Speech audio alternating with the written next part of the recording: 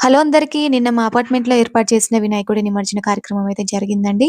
ఇంకా నిమజ్జనానికి వెళ్ళే ముందు పిల్లలందరూ కూడా ఇలా ఉట్టి కొట్టే కార్యక్రమంలో పాల్గొని చాలా బాగా ఎంజాయ్ చేశారు.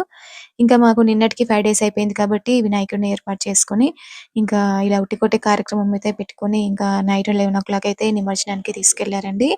ఇంకా పెద్దవాళ్ళు కూడా కాసేపు ఉట్టి కొట్టే కార్యక్రమంలో పాల్గొని, కాసేపు డాన్సులు కూడా వేసి, ఇంకా వినాయకుడినైతే ఇలా సాగనంపామండి. మరి మేము ఎలా సాగనంపామో మీరు కూడా చూసేయండి.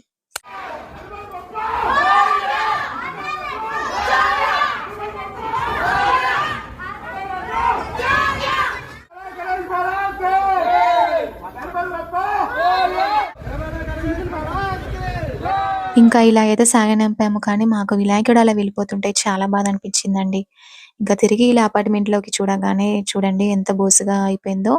5 రోజులు ఇట్టే గడిచిపోయాయా అనిపించింది. ఇంకా మాకైతే చాలా బాధేసిందండి. మరి మీకు కూడా ఇలాగే అనిపిస్తుందా?